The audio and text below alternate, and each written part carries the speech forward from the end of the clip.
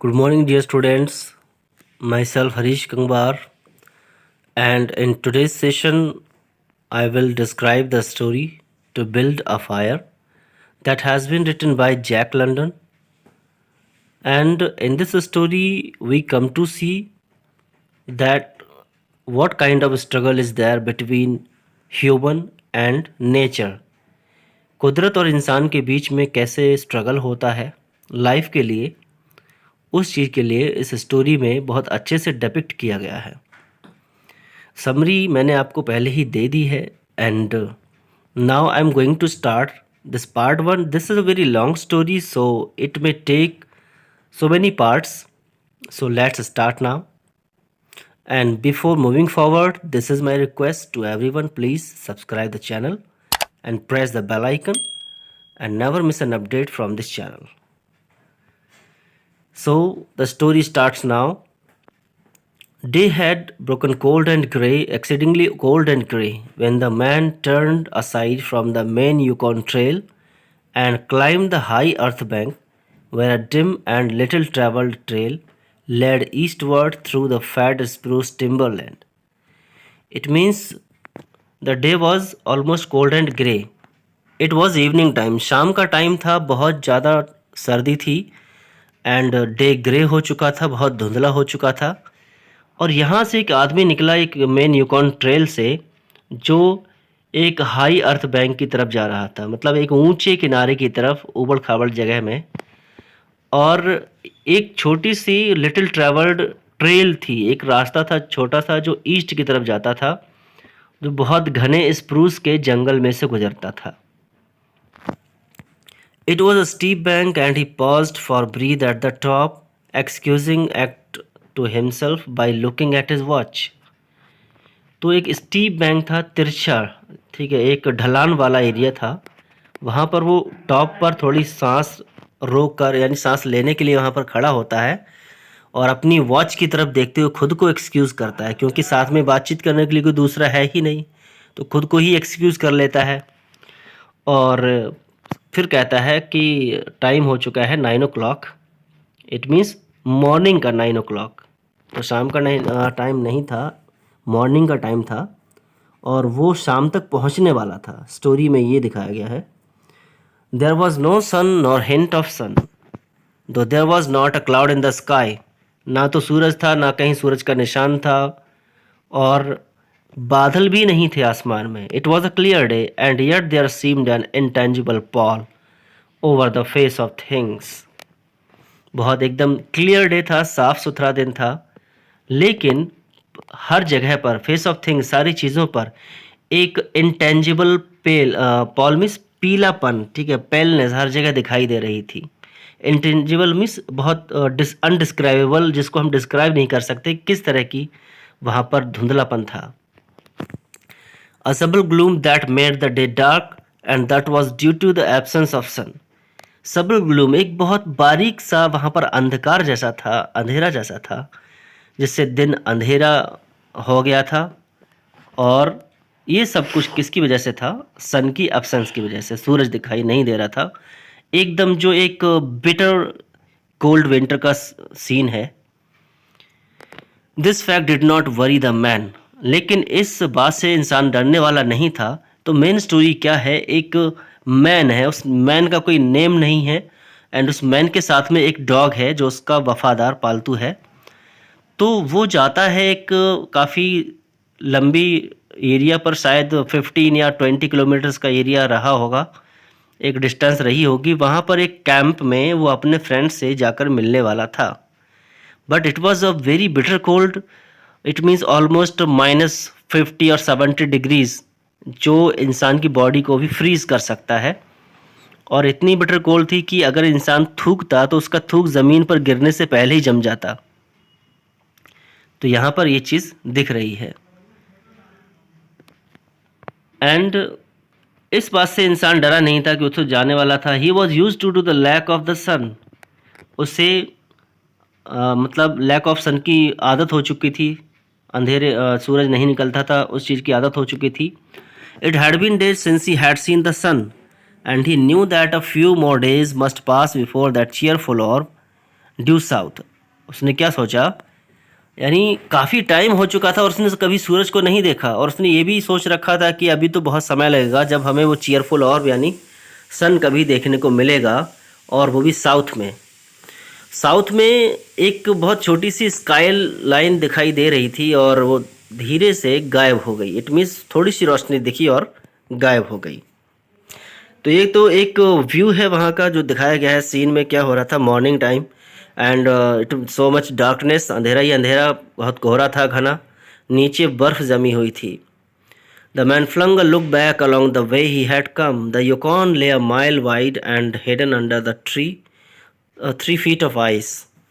तो मैंने फ्लैंग लुक मतलब अपनी पीछे नज़र डाल के देखा जिस रास्ते से वो चल के आया था, तो यूकॉन 1 मील लंबा चौड़ा था, जो यहाँ पर यूकॉन की बात बताई जा रही है, और 3 फीट बर्फ जमी हुई थी, 3 feet, my god. On top of this ice were as many feet of snow. और उसके ऊपर पैरों के निशान थे। It was all pure white, rolling in gentle undulations where the ice jams of the freeze up had formed. और rolling in gentle undulations means जैसे पानी की लहरें उठती हैं तो वैसे ही बर्फ़ या रेत में भी लहरें बन जाती हैं, तो वैसे ही लहरें बनी हुई थीं और जगह जगह आइस जैम बने हुए थे। North and south, as far as his eyes could see, it was unbroken white, save for a dark hairline that curved and twisted from around the spruce-covered island to the south. It means north and south में जहाँ तक उसकी नज़रें देख सकती थीं तो वहाँ पर बिल्कुल वाइट और थोड़ी सी डार्क हेयरलाइन की तरह निशान बने हुए थे। कर्व्ड एंड ट्विस्टेड होकर लाइन वो चली जाती थी, और वो लाइन किसकी थी, स्प्रूस कवर्ड आइलैंड की, यानी स्प्रूस के पेड़ थे वहाँ पर नुकीले पॉइंटेड टाइप के साउथ की तरफ, और नॉर्थ में वो कर्व एंड ट्विस्ट होकर टेढ़ी मेढ़ी होकर चली जाती थी, रास्ता चला जाता था। Where it disappeared behind another spruce cover island, और ये रास्ता फिर से एक स्प्रूस के पेड़ों के पीछे चला जाता है। This dark hairline was the trail, the main trail that led south 500 miles to the Chilkoot Pass, Daya and Saltwater.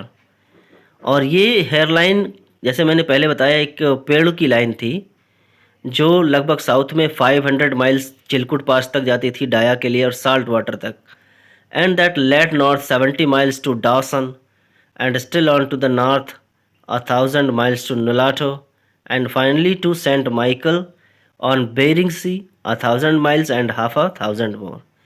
यानी डिस्टेंस उस प्लेस से बताई जा रही कितनी दूर दूर तक था, और 1000 मील नुलाटो की तरफ, 75 मील्स डॉसन की तरफ और सेंट माइकल की तरफ यानी बेरिंग सी की तरफ, और 1000 मील और उससे भी ज़्यादा, इतना डिस्टेंस जगहों का था वहाँ से। तो इसलिए यहाँ पर बताया गया कि वो सिर्फ एक कैंप में जा रहा था, जो कैंप कहीं रास्ते में बना होगा, और ऐसे ही वो धीरे धीरे उस डिस्टेंस को कवर करने वाले थे। स्टोरी ज़्यादा लंबी हो जाएगी तो मुझे लगता है थोड़ा फास्ट करना पड़ेगा, तो क्यों ना मैं सिर्फ आपको इसकी हिंदी बताता हूँ, क्या होता है बाद में। But all this, the mysterious for reaching hairline trail, the absence of the sun from the sky, the tremendous cold and the strangeness and weirdness of it all.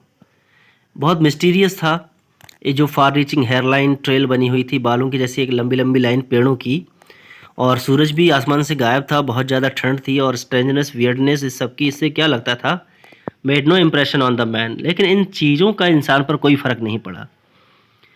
It was not because he was long use to it, ऐसा इसलिए नहीं था कि उसे इन सब की आदत थी। He was a newcomer in the land, a chechaquo. Chechaquo means एक न्यू कमर, एक नया इंसान, अनजान, ठीक है। उस रास्ते से वो पहली बार गुजरा था, हो सकता है पहले ठंडी जगहों पर जा चुका हो, लेकिन उस रास्ते से पहली बार।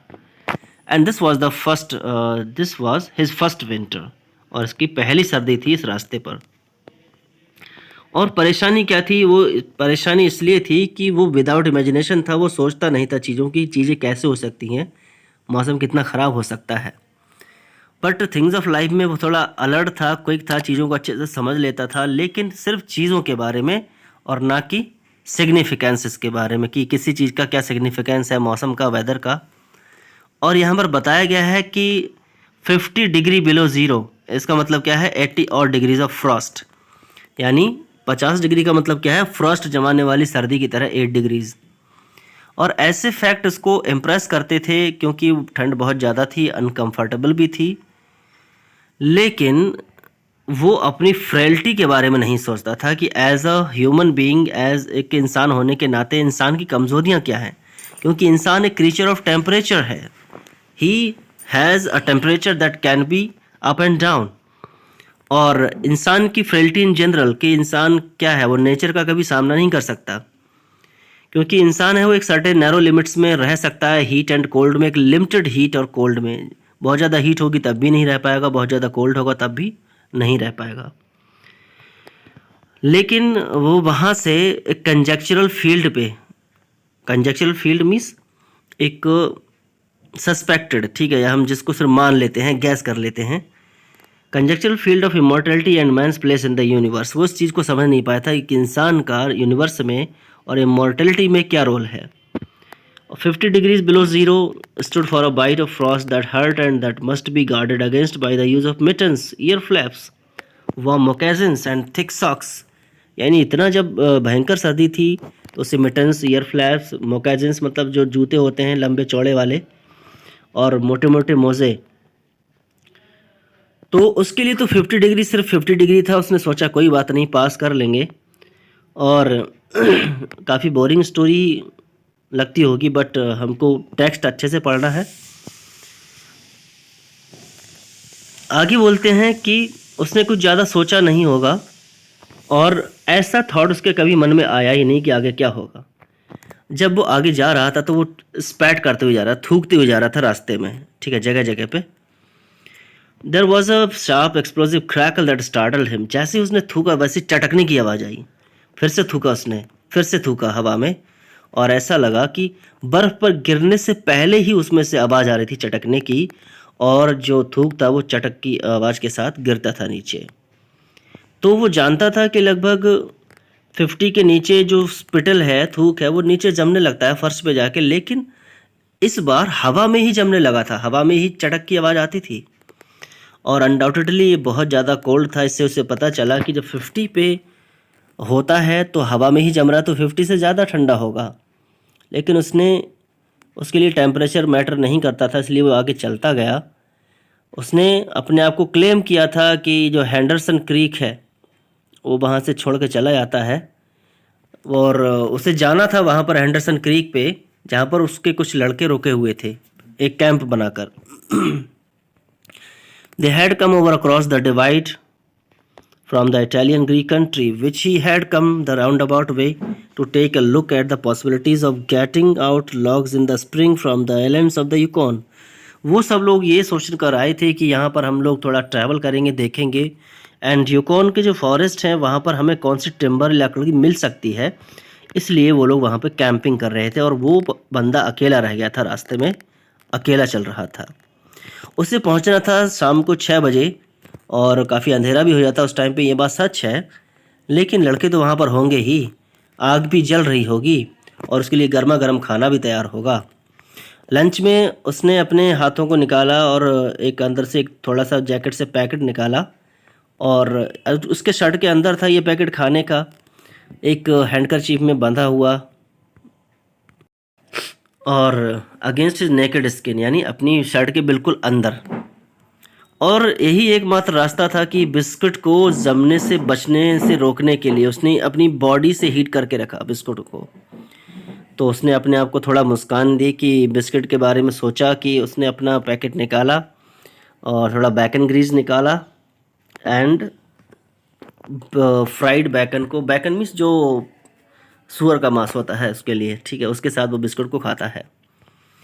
फिर उसके बाद वो चला आता है बड़े बड़े घने जंगलों में, जो स्प्रूस के पेड़ थे उसके जंगलों में, और जो ट्रेल रास्ता था वो थोड़ा धुंधला था, हल्के पैरों के निशान थे, और वहाँ पर जो बर्फ़ पर पैरों के निशान थे वो ऐसे धीरे धीरे चले जा रहे थे, और ऐसा लग रहा था कि काफ़ी टाइम पहले कोई इंसान वहाँ से गुजरा होगा, लेकिन वो ये बात जान के भी खुश था कि वहाँ पर मतलब रास्ता चलता फिरता था, ऐसा नहीं था कि रास्ता बंद था या लोग जाते नहीं थे।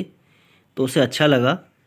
और उसके पास में कुछ नहीं था, बस एक लंच का पैकेट था, रुमाल में बंधा हुआ। उस बात से सरप्राइज़ भी था, और वो ठंडा भी हो चुका था पैकेट, तो काफ़ी ठंडा था। उसने ये भी सोचा, अपने नम नोज़ को एंड चीक बोन्स को अपने मिटन हैंड से यानी दस्तानों के साथ वो रगड़ता रहा, पहुँचता रहा थोड़ी वार्म देने के लिए।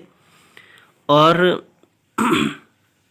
वो एक वार्म विस्कर्ड मैन था, लेकिन उसके चेहरे पर जो बाल थे उसको कवर नहीं कर पाते। वार्म विस्कर्ड मतलब बड़े बड़े मूँछों वाले बाल थे उसके, या यूँ कह लें बड़े लंबे बाल थे उसकी मूँछों के, जो उसके चीक को भी थोड़ा कवर करते थे, लेकिन इससे सर्दी से बचाव में कोई फ़ायदा मिलने वाला नहीं था। अब मैन के पैरों के पीछे पीछे चल रहा था एक डॉग।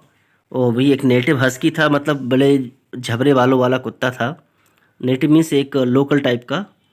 और एक वुल्फ डॉग था, grey coated and without any visible or temperamental difference from its brother the wild wolf. यानी भेड़िए से कुछ ज़्यादा अलग नहीं था, क्योंकि वुल्फ डॉग था तो उसके तो ज़रा उसके जैसा था, शायद जैसे जर्मन शेफर्ड टाइप का। और वो भी डिप्रेस था बहुत ज़्यादा ठंड से, और ये जानता भी था कि ट्रैवलिंग का टाइम नहीं था, लेकिन इसकी जो इंस्टिंक्ट थी वो उसे बताती थी कि आगे क्या होने वाला है, कि मैन कैसे जजमेंट करता है। रियलिटी में अब 50 से ठंडा ही नहीं था, वो तो 60 से भी ज़्यादा ठंडा था, -60 से ज़्यादा ठंडा था, और ये भी मान सकते हैं -70 से भी ज़्यादा ठंडा। तो अब बोल रहे हैं कि लगभग 75 बिलो नीचे रहा होगा, और फ्रीजिंग पॉइंट 32 होता है, 0 से ऊपर। और वो फिर ऐसा माना जाता है कि 100 और 7 डिग्रीज यानी 160 डिग्रीज पे फ्रॉस्ट ऑब्टेन होता है। और डॉग तो इन सब चीज़ों के बारे में जानता नहीं था, थर्मोमीटर के बारे में कुत्ता क्या जाने, बस वो इंस्टिंक्ट्स को फॉलो करता है, जो उसकी नाक उससे बताती है, जो उसकी थिंकिंग उससे बताती है। और जो कुत्ते का जैसे ब्रेन होता है, उसको उस कंडीशन की, वेदर की बहुत ज़्यादा कॉन्शियसनेस नहीं थी, लेकिन इसके पास इसकी इंस्टिंक्ट होती थी, यानी इसकी सिक्स सेंस कह लें या कुछ और कह लें, जो डॉग के पास होती है। तो इसको भी डर था, मिनेसिंग एप्रीहेंशन मीन्स एक डेंजरस फियर था कि आगे क्या होने वाला है। और ये भी सबड्यूड था, थोड़ा मतलब डरा हुआ था ठंड से, और वो मैन के पैरों के पीछे पीछे चल रहा था। अपने आप से ये क्वेश्चन पूछ रहा था हर पल में कि अब हम कब कैंप में पहुंचने वाले हैं, या कहीं हमको शेल्टर मिलेगा और जहां पर आग जलेगी। तो कुत्ते को आग के बारे में पता था, तो वो भी सोच रहा था कि शायद कहीं ना कहीं आग जलती हुई मिलेगी और एक कैंप में हम बैठेंगे, और उसको भी आग की चाहत हो रही थी, फायर के बारे में सोच रहा था। और उसे ऐसा भी लगा कहीं ऐसा ना हो कि हम स्नो के नीचे आ जाएं, और अपनी हवा से थोड़ा अपने आप से गर्मी लेने की सोचता था बालों से। जो मॉइस्चर था ब्रीदिंग का, ऐसा लग रहा था कि उसके फर पे एक फाइन पाउडर की तरह जम गया था, बर्फ़ की तरह। और इसके जॉवल्स पर, मज़ल पर एंड आई लैशेज़ पर, सभी चीज़ों पर, यानी जो मज़ल उसकी आगे वाला पार्ट होता है कुत्ते का, वो सब चीज़ें ऐसा लग रहा था कि क्रिस्टल की तरह वाइट हो गया है, पूरा सफ़ेद सफ़ेद। तो अभी हमने 3 पेज कवर कर लिए हैं, बहुत सारे पेजेस हैं इसके, वन बाय वन हम देखेंगे। तो अब तक हमने देखा कि अभी एक मैन का और उसके डॉग का यहाँ पर इंट्रोडक्शन हो चुका है, and after that we will see what happens in next part. So keep watching and wait for the next part.